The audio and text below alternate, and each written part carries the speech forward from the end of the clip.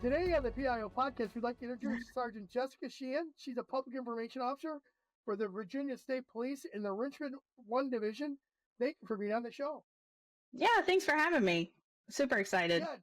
Yeah, I'm excited to have you here too, Jessica. You know, I come across public information officers. I'm always looking for people to interview. And you have some interesting background, and you're doing some great work there in Virginia. I thought, hey, I got to get her on, and I really appreciate you doing this. So let's talk about the numbers here first. How many sworn personnel does the Virginia State Police have? So we have right at 1,827.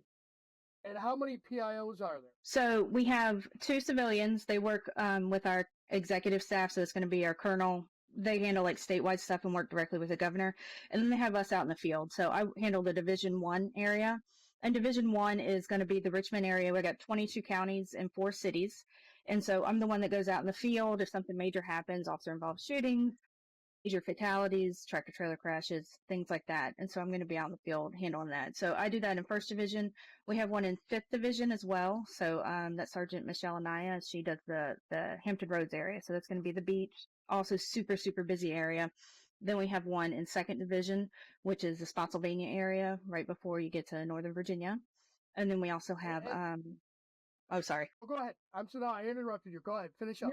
No, you're fine. And then we have 2 more. We have 2 in the western part of the state. So, so we're broken down into 7 divisions, but out of the 7 divisions, there's 4 sworn in the field to make it easier. And sorry, I was giving you the long answer. That's okay. How big is the Richmond division, like population-wise? It's fairly large. I would have to look that up. I'm really sorry. We're like a medium-sized city, so yeah, we're not super large, but we're not super small either. So medium-sized city. Well, I mean, I'm familiar where Richmond's at, so I'm just trying to give a number for the other people in the country that may not be that are listening. So, no big deal. All right, so here's where it gets interesting for you. So let's talk about your background. How did you become a PIO, and what brought you into this part of the law enforcement field? Yeah, so I went to VCU, which is Virginia Commonwealth University. It's one of the largest criminal justice colleges actually on the East Coast. So when I went, they had just begun the forensic science program. So I was like, oh, I'm totally going to do that, right? But then I found out really quick I'm really bad at math and chemistry and biology. And so, but actually my true calling, like a lot of women, was in law enforcement. You know what I mean? I was trying to find a way to fit into something that I just didn't fit into. And so I took some criminal justice classes, fell in love with it. And I was able to do a concentration in forensic crime scene investigation. And like a lot of kids coming out, I was like, oh, I'm totally just going to be like Olivia Benson on Law and Order Special Victims Unit. You know what I mean? I'm just going to jump straight into it. I'm going to be a homicide detective like in my first 2 years. But that's not how it works. I mean, anybody that's worked in law enforcement, that is not how it works. So I got out. I worked the road for going on 10 years writing tickets. I had 2 babies. It was tough. And then my mentor and someone I really, really look up to, we went to the academy together. He was president of our class, and then I was also a class leader as well as secretary of our class. He is 20 years older than me. He had a full career in the military, and then he decided he was going to take on a second career with law enforcement. So he joined the state police, and he was in recruitment when he was in the military. That was what he did. And so he took over our recruitment unit here at the state police. And he reached out to me he reached out to me and he was like, look, we're finally going to have a full-time recruiter in 1st Division. I really want you to do it. And I was like, no, thank you. I'm good doing what I'm doing. And he was like, no, you're going to be really good at it. You need to come do it. And I'm like, okay. Then I'm really glad that he taught me into doing it because it was, I really liked being a recruiter. I really, really enjoyed going out and the challenge that it brought to me because believe it or not, I'm actually pretty introverted. And I had to force myself and really learn how to be extroverted. I had to learn how to talk to people and network and do all those things that, riding in your patrol car, just not talking to anybody all day long kind of really plays into that introverted side of stuff. So I had to completely learn how to do something else. So anyway, so I was a recruiter for a while. I really, really loved it. And then as I was doing that, I got to be pretty close with Corinne Geller, who was at the time, she was our civilian public information officer. She's awesome. She was here for a long time. She was the PIO that handled Virginia Tech shootings. She's done all kinds of amazing stuff. She actually just retired at the end of August. And we finally had a position come open here in 1st Division. She was like, you should apply for that. And so I did. And so that's how I ended up here. So that's kind of the long version of how I got to where I'm at. Okay, so your background was not public relations, but Mm-mm.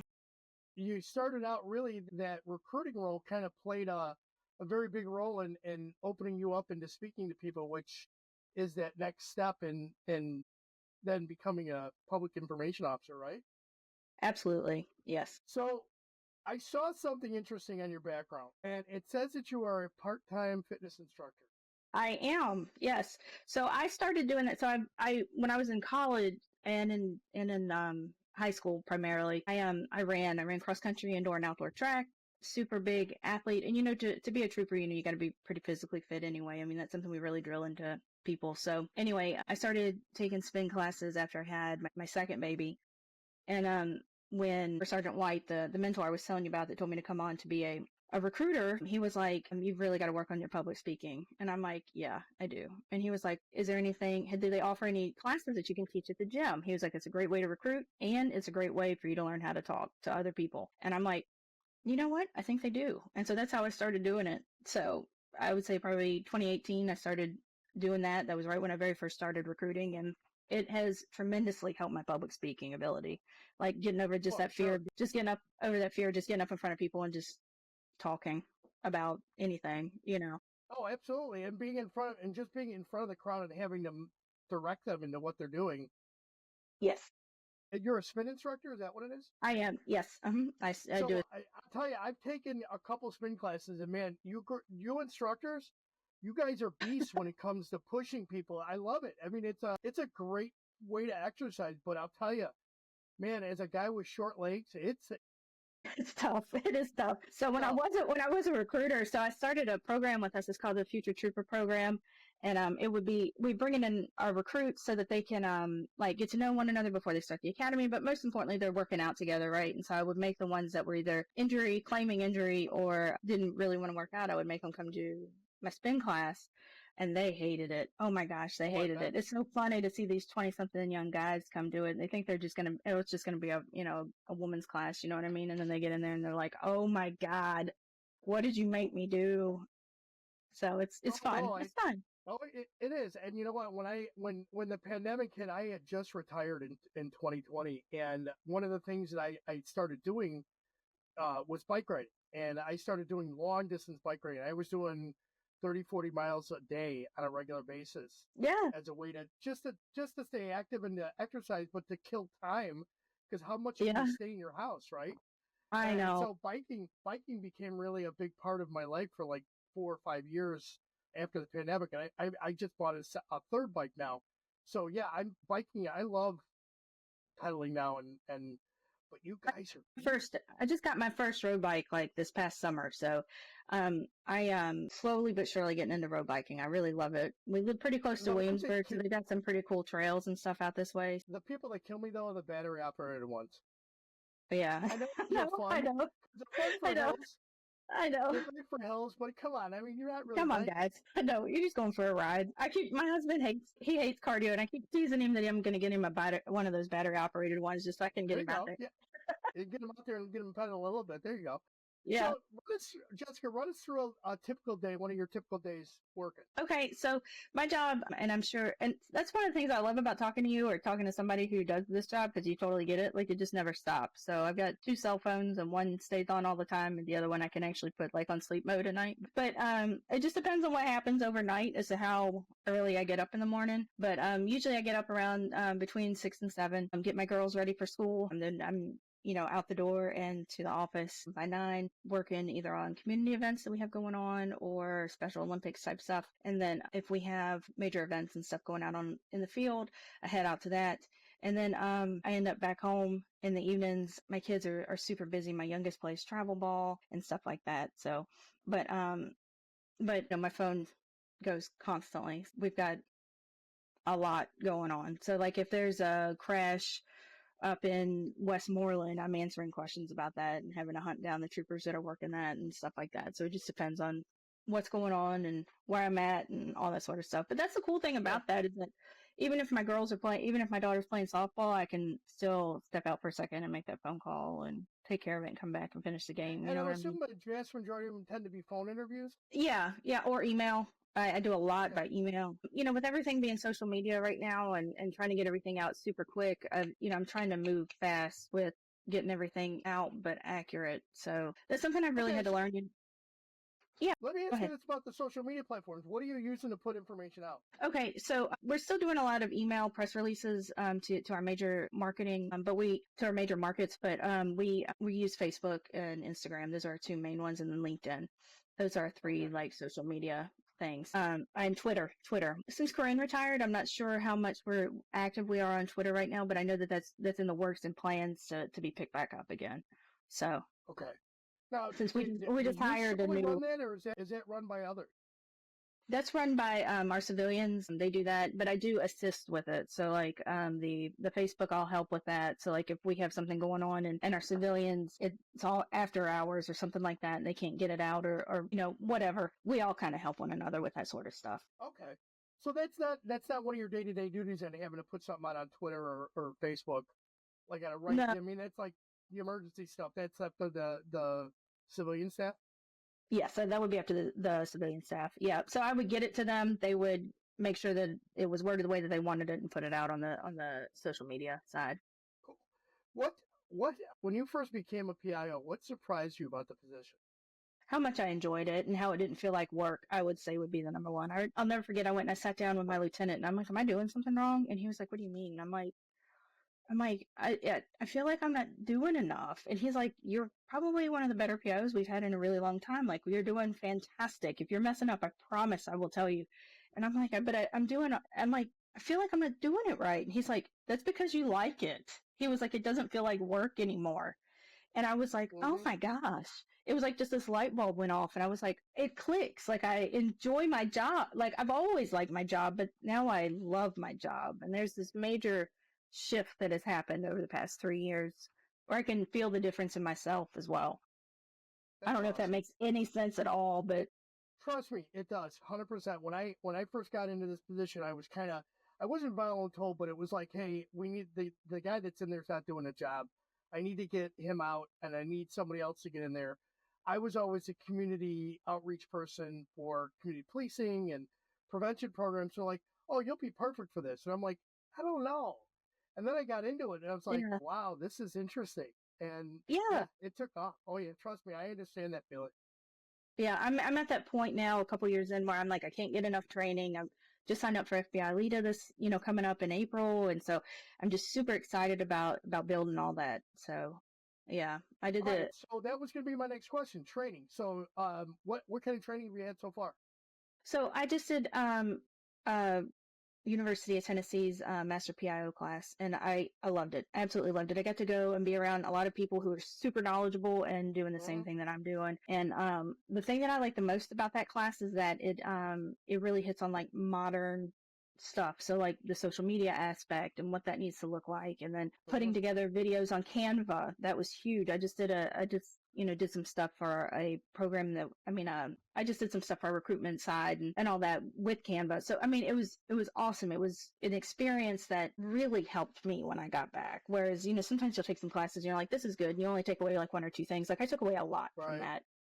That's awesome. The FBI leading class, you're probably going to the media public relations class first, and then you'll go to the I Master am, PIO one. Okay, so that yes. they're both great classes, phenomenal classes. I know the instructors that have taught that class. I've been in classes with them before. I teach the TEACS, All Hazards Public Information course.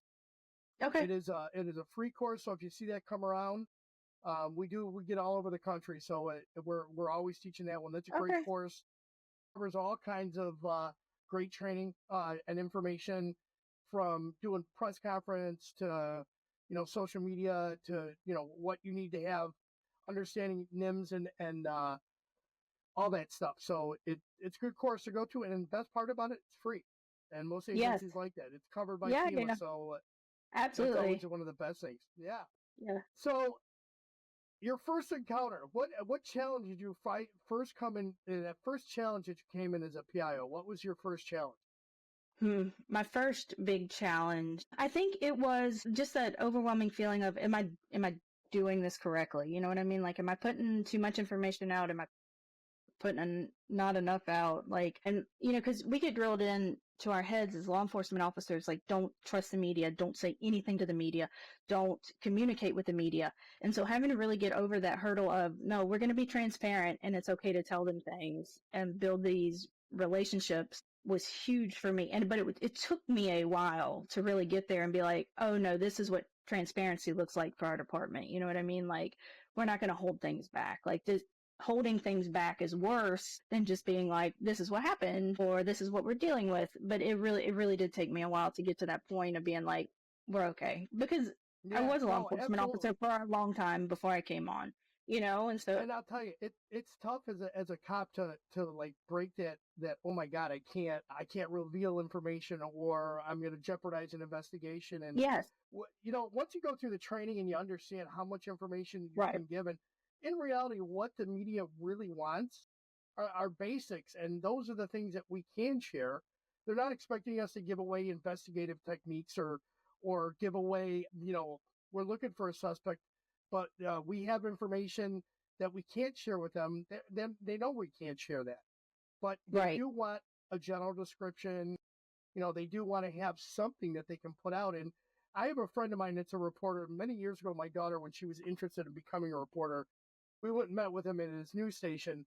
And he said, the thing that we have to remember as PIOs is that we are not, you guys are not you're not fighting against the media. All you're doing is projecting, and we as the media mirror what you're projecting. We just put that out. And I thought that was a great way of looking at it is all we're doing is telling our story so that they can put it out to a greater public. Right. That's exactly right. 1,000%. So what special programs or projects do you work on? I think I kind of touched on it a little bit before, but I'm working on Special Olympics. That's a big one for us. Before COVID, we had a fairly large presence with Special Olympics, and then after COVID, it was just flat. And so then it laid flat for a year or two. So we've been really trying to build that back up across the state.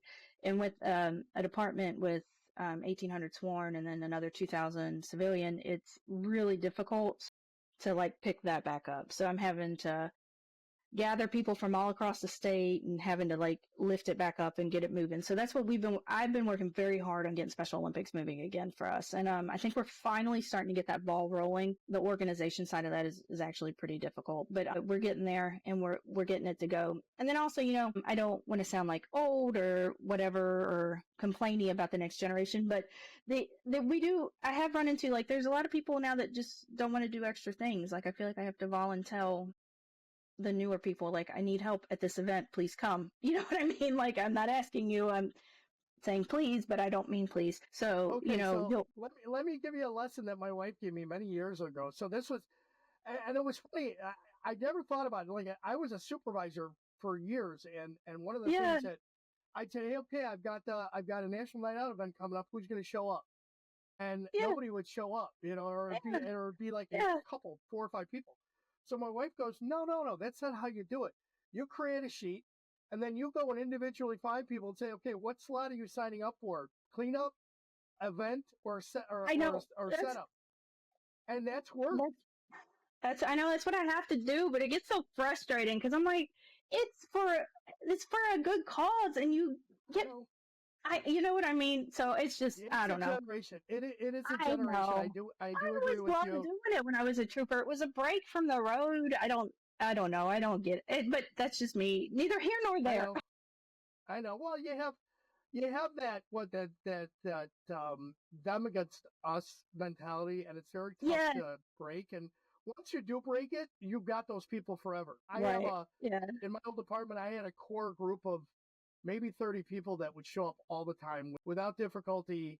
I'm working on that. I've got about 4 or 5. Yeah, I got about 4 or 5 that are like that. I'm building it. I'm slowly building it. I'm I'm getting them together. They know that when they go, they're going to have fun, and so I'm trying to build that a little bit more. So yeah, you'll get it eventually. So what technologies are you utilizing right now in your duties as a PIO? Okay. So, I don't know. I think that, and I noticed that you were going to ask about AI coming up. I've kind of started touching on that a little bit. I don't use it often, but sometimes I will like be like, can you please check this for AP accuracy or something like that before I put it out? So I have started kind of using Chat GPT for stuff like that, but nothing like over the top. I do use, basics like Excel and Word and I use Canva all the time. We use Canva Canva's great. constantly. Yeah, it's great. Yeah, I Canva love is definitely a Canva. PIO's great tool for doing anything that you can imagine Anything. nowadays. It Yeah, really is. Yeah. absolutely. Do you guys, for the state police, are they using any specific software to post to social media, or are they just using the native platforms to post? Yeah, they are using some software, but I'm so sorry. I don't remember what the name of it is. I would have to ask. Her name's Sade. She does our social media stuff, the No civilian over worries. there. Just and if you're not really using it on a regular basis, you wouldn't really know Yeah, anyway. So no, yeah, no, but I do, yeah, but like I said, I do assist with it, but I don't set all that up. Like she handles all that setup and stuff. Yeah, for her. no worries. All right. So you said you've used AI to look up some things, and how do you feel about using it? To sometimes I've used it like to help spruce up a press release because sometimes you Right. just can't get the language in there right. Yeah. What are your thoughts about it? So I think that it's good for stuff like that, but I really don't think that it's ever going to be able to take the place of us. Like you know when somebody's used AI, right? Like it's Hmm. just sounds like a It sounds like a robot. So I mean, like that's what makes us a good PIO is having that heart and being able to connect with the general public and like really being able to see when we have a horrible crash. Honestly, recently we just had a really tragic crash and being able to communicate that with my reporters and they know that I'm having just as hard a time writing this press release as they are having reading it. I think that AI is never going to be able to have that. You know what I No, mean? I don't think so either. We had I guess this is the episode airs today. Her name's Chana Spike. She's the PIO or the head of director of communications for Atlanta PD. And I asked her the same question about AI, and she says AI is never going to replace us, but because it doesn't have heart intelligence. And I thought Right. that was Yeah. really a great way to look at it. Instead of emotional IQ or whatever or EQ, that heart intelligence is something that we as human beings are the only ones that are going to be able to put into writing. 1000%. That's a wonderful way to put it. I really like Yeah, that. yeah. She is what a pistol she is. If you get a chance to listen to that episode, Yeah. it starts today, so get a chance to go ahead and listen That's to it. awesome. Yeah. Okay. Jessica, is there a question I should have asked, and if so, how would you have answered it? I don't know. I have no idea. I can't think about it. Are there any projects coming up for you that besides Special Olympics that you're working on that you're hoping to make new projects or what you want to do? Um, yeah, so like I said, I'm working on the FBI stuff, but I also have got basic PIO with FEMA coming up. It was supposed to do it in Hmm. October, and so then I would do advanced and then hopefully work on what I guess they're calling it executive PIO now instead of master Yep, PIO. change. Yeah, it just changed. It just changed. I wanted to do that like this year, but my class got bumped back because of hurricane. So hopefully those are my big plans. I want to finish working on getting those my Great master. courses, and when you start working with the group and the cohort, and I then you know. start working Yeah, on your paper, oh my God, that can be life changing experience. It really can, and those are lifelong friends that you will have out of those classes. I know. I'm so excited to do it, and I just can't wait to get started with it. You know what I mean? So Yeah, yeah. yes. So yeah, those are my personal plans, and then like with Okay. the department, we're working on recruitment. Constantly. I think everybody How is. are you guys doing? How are you guys doing manpower wise? We're doing okay, but we're set to have a lot of retirements this year, and so we're Mm, trying to fill a bunch of classes right now. So we've got a lot of stuff going on. We just hired another marketing company to come in and do all kinds of fancy videos and help with social media on that side of the house and everything. So and then they're giving out all kinds of bonuses and all that sort of stuff. I think they said the goal was to have like 500 people next year graduate, but I don't know. We'll see. We'll see. It's tough. yeah, no, I It's mean, tough right now. recruitment is such a tough thing nowadays, and what I'm hoping is that as the pendulum switches back to public safety and law and order, that will law enforcement recruitment will get better. I hope so. Yeah, that's what we're hoping is that when it comes back around. I was talking to somebody about this the other night. Is that it goes in spells. When people love us and then they don't, and they love us and then they don't, and they love us and then they don't. So right now we're starting to come back up, and so hopefully when we come back up and everything, I mean we're just Yeah. slowly starting to come back up. I mean it's real slow, but we're coming back up. So Yeah. I'm Hopefully we hopefully. don't have any major setbacks. That's the one that kills me every time it happens. And, I you know, know, it, I know. it happens. Me Well, too. Jess, Yeah, let's do some rapid fire questions. absolutely. Texting or talking? Talking, Movies or books? books, Coffee, tea, or energy drink? coffee, Adult drink of choice? bourbon, Cats or dogs? dogs. What's your favorite go-to karaoke song? I don't. I didn't. I still can't come up with one for that. I don't know. I don't do karaoke. I'm not a karaoke. Okay, I'm not good. I am not the one at that's the bar okay. that's going to be doing karaoke. I have to be way drunk to be doing karaoke. So What would be your superpower if you could have one? to be able to fly, I think that would be so cool. If you could instantly become an expert on one thing, what would it be? To become an expert on parenting, but I don't think that that's possible. So I've got a No. teenager. So can you tell? I've got a 16-year-old. I got 3 kids, all in their 20s. I don't know how I did it. Trust me. I don't either. Yeah, I know. Yeah, it's crazy. Ask permission or beg for forgiveness. Beg forgiveness. What place would you most like to travel to? I'd like to go to Hawaii. I've always wanted to go there. I'd like to take a nice, like, really long trip to Hawaii. Awesome. What's your favorite way to relax after a long day? My favorite way is sitting on the couch with my family around me, just hanging out, watching TV. Awesome. If you could choose to have coffee with any historical figure, living or dead, who would it be?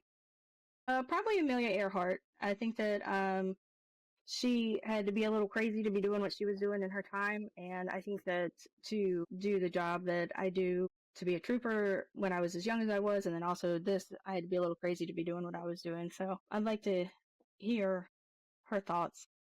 Awesome. Awesome. What key points would you like the listeners to take from your interview today? I'd like for people to take away that building those relationships are really key. When you get presented with an opportunity to just take it, not to second guess it.